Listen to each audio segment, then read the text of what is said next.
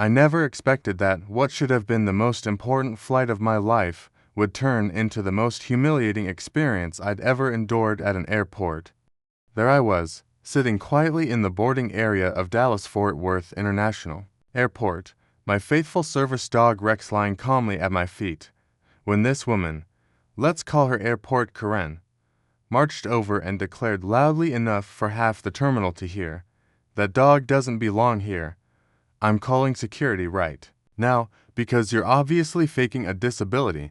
The words hit me like a physical blow. After everything I'd been through, after losing my leg in Afghanistan and spending 2 years learning to walk again, after Rex had literally saved my life multiple times during my darkest PTSD episodes, this entitled passenger thought she could judge my invisible wounds and dismiss my legal right to travel with my service animal. What she didn't know was that her airport drama was about to backfire spectacularly, and this Karen story would end with her getting owned in the most public way possible. Let me back up and tell you how this travel nightmare began. 3 days earlier, I'd received the call that every military family dreads. My father, a retired Air Force colonel who'd served for tour overseas, had suffered a massive heart attack. The doctors at Walter Reed Medical Center in Maryland weren't sure he'd make it through the weekend. I was stationed at Fort Hood in Texas, and I needed to get to his bedside immediately. This wasn't just any trip. This could be my last chance to say goodbye to the man who taught me everything about honor, duty, and service before I shipped out to Afghanistan myself. Rex, my chocolate Labrador retriever, had been with me for 3 years.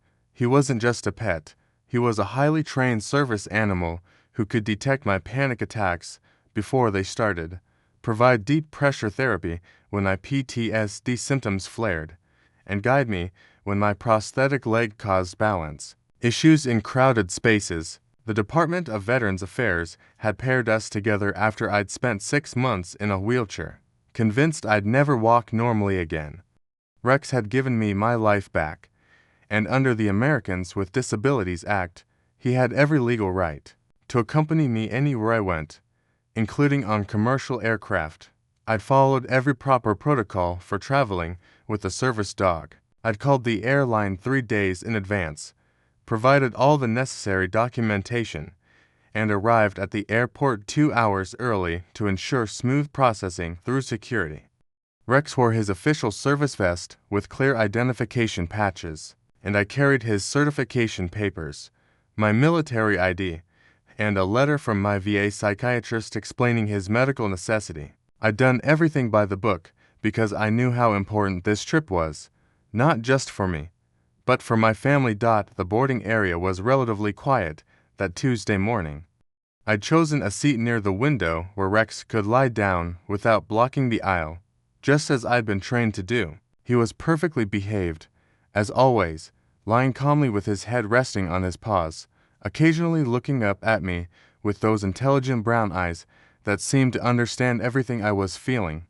Other passengers walked by without incident. A few children asked their parents about the pretty dog, and their parents quietly explained that he was working and shouldn't be petted. Everything was going smoothly until she showed up. Airport Karen was probably in her mid-50s, wearing an expensive tracksuit and carrying a designer handbag that probably cost more than my monthly disability check. She had that particular hairstyle, you know, the one that screamed, "I want to speak to your manager," from across the terminal. She'd been pacing around the boarding area for about 10 minutes, talking loudly on her phone about how the airline had completely ruined her vacation plans by delaying her first-class upgrade. I should have known she was trouble when she started complaining to the gate agent about having to sit in economy with all those people. But what really set her off was Rex. I noticed her staring at us from across the seating area, her face twisted into an expression of disgust and indignation. She kept looking around as if expecting someone else to share her outrage, but most people were focused on their phones or books. That's when she decided to take matters into her own hands and create this airport drama that would define the next hour of our lives. "Excuse me," she said, her voice dripping with false politeness as she approached. I don't think dogs are allowed in the airport. I looked up from my phone, where I'd been texting my mother about my flight status. He's a service dog? Ma'am, he's legally allowed to be here. Service dog. She let out a laugh that was equal parts disbelief and condescension. You look perfectly fine to me.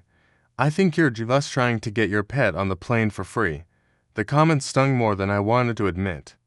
This was exactly the kind of ignorance I'd encountered countless times since returning from deployment. People saw a young guy in his 30s who could walk and talk normally, and they assumed there was nothing wrong with me. They couldn't see the shrapnel scars on my residual limb, the titanium prosthetic hidden beneath my jeans, or the invisible wounds that woke me up screaming in the middle of the night.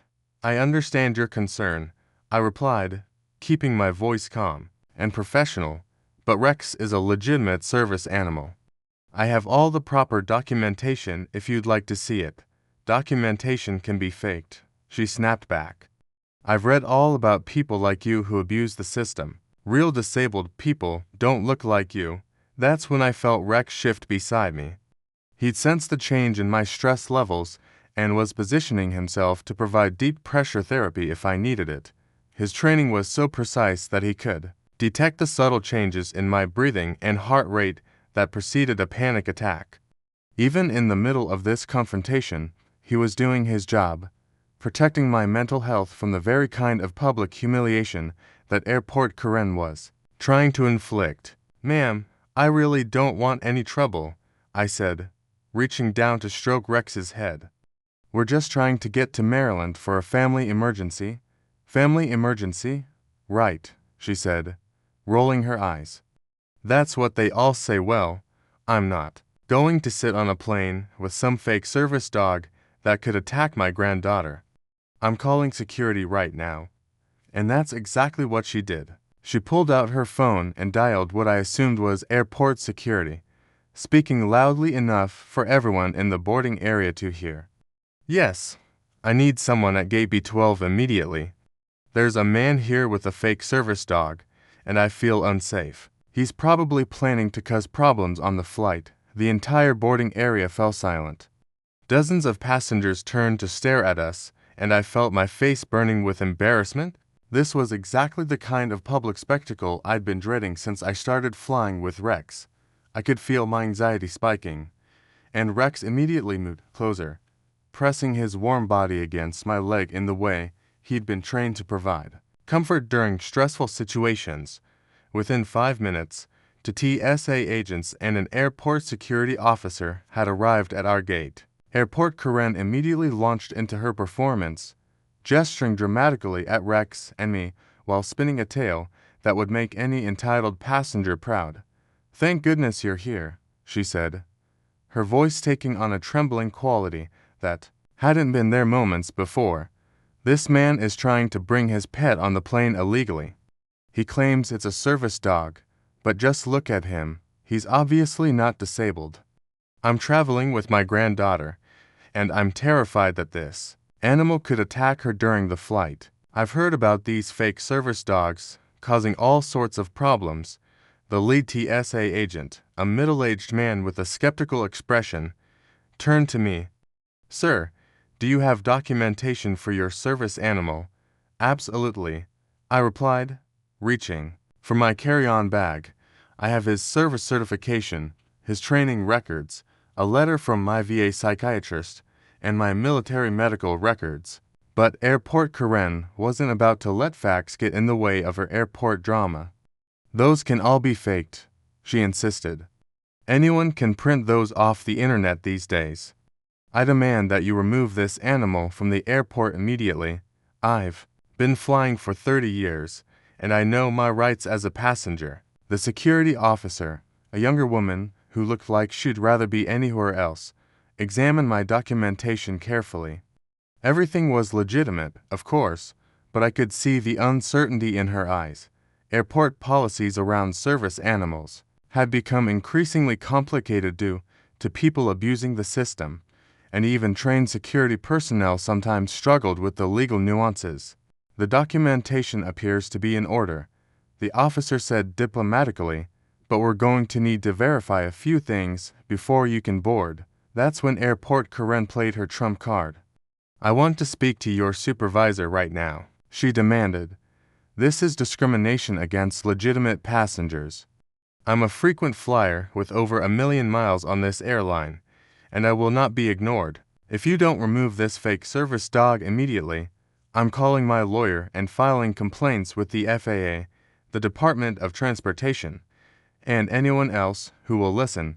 The threat of lawsuits and regulatory complaints clearly made the security team nervous. They huddled together for a whispered conversation while Airport Karen stood there with her arms crossed, wearing a smug expression that suggested she'd won this battle many times before. Meanwhile, other passengers were starting to murmur among themselves. Some looked sympathetic to my situation, but others seemed to side with Karen's concerns about flight safety. Sir, we're going to need you to step aside while we sort this out, the lead TSA agent said. Please bring your dog and your luggage over to that seating area. The humiliation was overwhelming. Here I was, a decorated combat veteran who'd served his country with honor, being treated like a criminal because some entitled passenger had decided my invisible disabilities weren't real enough for her standards. As I gathered my belongings and guided Rex to the designated seating area, I could feel dozens of eyes following our every move. The whispers and pointing made my skin crawl, and I felt the familiar tightness in my chest that signaled an approaching panic attack. Rex sensed it immediately. Without any command from me, he positioned himself between my legs and began applying gentle pressure against my torso, a technique called deep pressure therapy that helps ground people with PTSD during anxiety episodes. His calm presence and steady breathing helped regulate my own respiratory rhythm, preventing the full-blown panic attack that Airport Karen's public shaming had nearly triggered. But she wasn't done with her performance yet. As the security team continued their investigation, she began working the crowd of passengers, trying to build support for her cause. I just don't feel safe, she announced loudly to a family sitting nearby. These fake service dogs are becoming a real problem. My friend's daughter was bitten by one on a flight to Phoenix last month. The airlines need to do a better job of screening these situations. An elderly gentleman in a veteran's cap looked over at Rex, who was still calmly performing his trained tasks, and shook his head. That dog looks pretty well trained to me, he said quietly. That's exactly what they want you to think, Airport Karen replied. These people are very clever about training their pets to look legitimate. But what happens when we're trapped in a metal tube at 30,000 feet and that animal decides to attack someone?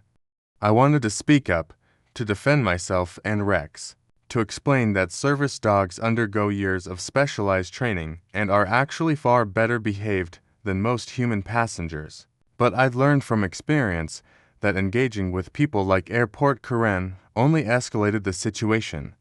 Instead, I focused on my breathing exercises and trusted that the truth would eventually prevail. The investigation continued for another 20 minutes.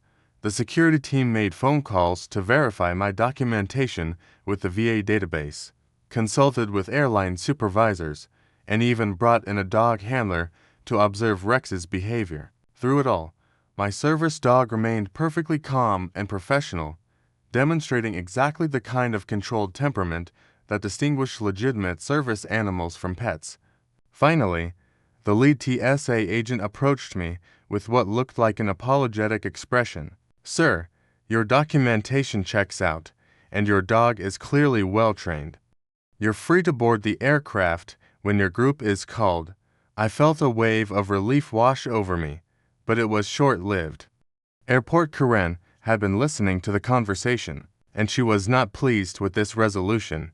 This is outrageous, she shrieked, her voice echoing through the terminal. You're putting every passenger on that plane at risk. I'm filing a formal complaint against every single one of you. This is discrimination against paying customers. That's when she made the mistake that would ultimately lead to her downfall. In her rage and entitlement, Airport Karen decided to escalate the situation by filing a false report. I'm calling the police, she announced, pulling out her phone again. This man threatened me with his attack dog. I want him arrested for assault and intimidation. The security team exchanged glances. They'd been watching the entire interaction, and everyone knew that no threats had been made. But Airport Karen was already dialing 911, speaking in an increasingly hysterical voice about being threatened by a dangerous individual with an aggressive animal. "Mum," the lead TSA agent said firmly, "we need you to step away from the other passengers. Making false reports to emergency services is a federal crime." "False reports?" she screamed. "I know what I experienced. This man and his vicious dog have been intimidating me for the past hour." That's when I realized that Airport Karen had pushed this situation far beyond simple ignorance or entitlement. She was now actively lying to law enforcement and filing false police reports, which carried serious legal consequences at airports. But what she didn't know, what she was about to discover in the most humiliating way possible, was that she'd picked the wrong person to target with her airport drama. You see, I hadn't just been a regular soldier in Afghanistan. I'd served as a military police officer, specializing in criminal investigations and federal law enforcement. After my medical retirement from the Army, I'd transitioned to a civilian career with the Transportation Security Administration's Federal Air Marshal Service. That's right. I was literally a federal law enforcement officer specializing in aviation security. The badge and credentials were in my wallet, right next to my military ID and Rex's service documentation. I'd been traveling in civilian clothes because I was off duty, heading to a family emergency, but I was still a sworn federal agent with full law enforcement authority, and Airport Karen had just committed multiple federal crimes in front of me and a dozen witnesses. I'd hoped to avoid revealing my law enforcement status because I didn't want to pull rank or make the situation more complicated than it needed to be. I just wanted to get to my father's hospital bedside without incident. But Airport Karen's decision to file false police reports and make fraudulent emergency calls had crossed a line that I couldn't ignore, both as a federal agent and as a citizen who'd sworn to uphold the law. As she continued her hysterical phone call with 911, embellishing her story with increasingly outrageous claims about being threatened and intimidated, I quietly stood up and approached the security supervisor. "I need to speak with you privately," I said, showing him my federal credentials. "This situation has escalated beyond a simple service dog dispute." The supervisor's eyes widened as he examined my Air Marshal badge and ID. Within seconds, his entire demeanor changed from apologetic confusion to professional respect. He immediately called over the other security personnel and TSA agents, and I briefed them on they'd just witnessed. "The passenger in question has filed false reports with emergency services, made fraudulent claims to federal agents, and is now actively lying to 911 dispatchers," I explained quietly. "Under federal aviation regulations and U.S. criminal code, she's committed at least 3 felonies in the past hour." The TSA supervisor nodded grimly. "What do you need from us, Agent?" "Detain her until local police and airport security can document everything properly, and someone needs to cancel that 911 call before she wastes any more emergency resources with her lies." As the security team moved into position, Airport Karen was still on the phone with emergency services, spinning an increasingly elaborate tale about being terrorized by a dangerous veteran and his attack dog. She was so focused on her performance that she didn't notice the circle of federal agents and security personnel forming around her. "Ma'am, I need you to end that phone call immediately," the TSA supervisor said in an official voice that cut through her dramatic monologue. "Don't you dare interrupt me," she snapped. "I'm reporting a crime to the police." "Yes, you are," I said, stepping forward and showing her my federal badge. "You're reporting multiple crimes that you've committed in the past hour." The look on Airport Karen's face was absolutely priceless. Her mouth fell open mid-sentence, and the phone nearly slipped from her trembling hand. For the first time since this airport drama began, she was completely speechless. Special Agent Mitchell, Transportation Security Administration, I continued in my official capacity. You're under detention for filing false reports to federal agents, making fraudulent emergency calls, and interfering with federal aviation security operations. The 911 dispatcher was still on the line, and I could hear them asking if everything was okay. The TSA supervisor took the phone and explained that the emergency call had been fraudulent and should be canceled immediately. This is a mistake. Airport Karen stammered. Her earlier confidence completely evaporated. I was just trying to protect other passengers. I didn't know you were ... I mean, you don't look like ... Like what? I asked calmly. Like a disabled veteran, like a federal agent, like someone who deserves basic human respect. The boarding area had fallen completely silent. Every passenger was watching this Karen meltdown unfold in real time, and many were pulling out their phones to record the airport justice that was finally being served. The entitled woman, who'd spent the past hour loudly proclaiming her superior knowledge of aviation regulations, was now face-to-face with an actual federal aviation security agent. I want my lawyer, she said weakly. That's your right, I replied. But first, you're going to be formally processed for the federal crimes you've committed today. Airport security will escort you to their detention facility, where you'll wait for federal marshals to take you into custody. The irony was almost perfect. Airport Karen, who demanded that I be removed from the airport because of my legitimate service dog, was now being escorted away by TSA agents for her own criminal behavior. The same security personnel she tried to manipulate into harassing me were now reading her rights and documenting her violations. As they led her away, she made one last desperate attempt to save face. This is all a misunderstanding, she called out to the crowd of passengers. I was just trying to keep everyone safe. But nobody was buying her act anymore. The elderly veteran who defended Rex earlier started a slow clap that spread throughout the boarding area. Other passengers joined in, applauding not just the resolution of this airport drama, but the broader principle that entitled behavior and discrimination have consequences. Thank you for your service, young man, the veteran said as he walked over to shake my hand.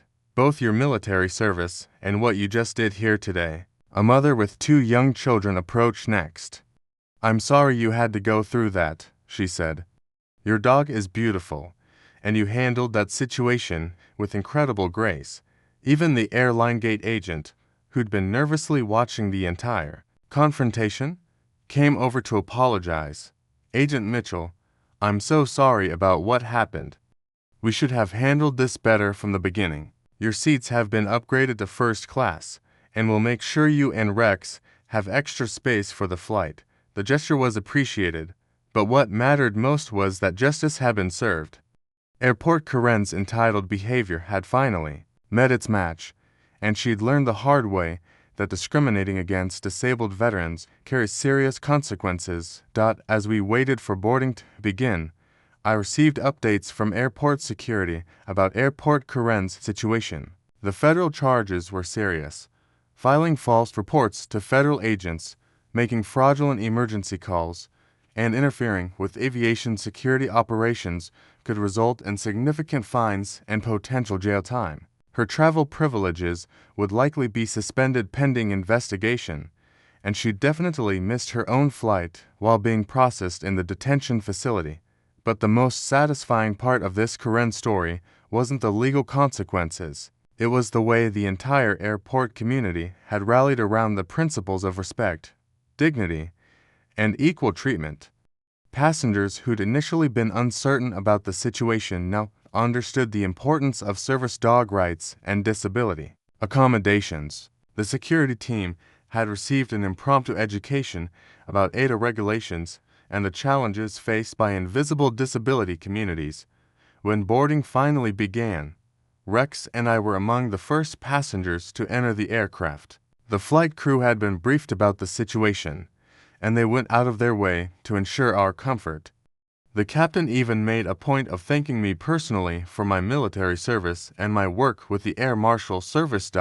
As we settled into our upgraded seats, Rex curled up in the spacious floor area and rested his head against my leg. His warm presence reminded me why this fight had been so important. Service dogs like Rex aren't just pets or emotional support animals. They're highly trained medical equipment that literally save lives every day. Airport Karen's ignorance and entitlement had threatened not just our right to travel, but the broader rights of disabled veterans everywhere. The flight to Maryland was smooth and peaceful. As we cruised at 30,000 feet, I found myself reflecting on the events of the morning. What had started as a travel nightmare had ultimately become a powerful demonstration of airport justice and the importance of standing up to discrimination. My phone buzzed with a text message from my mother. "Dad's stable and asking for you. The doctors think he's going to pull through." I felt tears welling up in my eyes as relief washed over me. After all the drama and conflict of the morning, this was the news I'd been praying for. Rex sensed my emotional shift and nuzzled closer, providing the comfort and support that only a true service animal could offer. As I looked out the airplane window at the clouds below, I thought about Airport Karen sitting in airport detention, facing federal charges for her entitled behavior. Her airport drama had backfired spectacularly, and she'd learned the hard way that discrimination and false reports have serious consequences. But more importantly, her actions had created an opportunity to educate people about disability rights and the vital role that service animals play in veterans' lives. When we landed in Maryland 3 hours later, I was greeted by my mother and brother at the gate. They hugged me tightly, grateful that I'd made it despite the morning's complications. "How was your flight?" my mother asked as we walked toward baggage claim. I looked down at Rex, who was walking calmly beside me with his service vest proud and dignified, then back at my family, who'd been waiting anxiously for my arrival. "Let's just say it was educational for everyone involved," I replied with a smile. That evening, as I sat beside my father's hospital bed, holding his hand while he slept peacefully, Rex lying quietly at my feet, I realized that sometimes the most important battles aren't fought on foreign battlefields. Sometimes they're fought in airport terminals, courtrooms, and everyday situations where people with disabilities have to defend their basic rights to exist in public spaces. Airport Karen had thought she could intimidate and discriminate against a disabled veteran, but she'd picked the wrong person on the wrong day. Her airport drama had become a powerful lesson about respect, dignity, and the consequences of entitled behavior.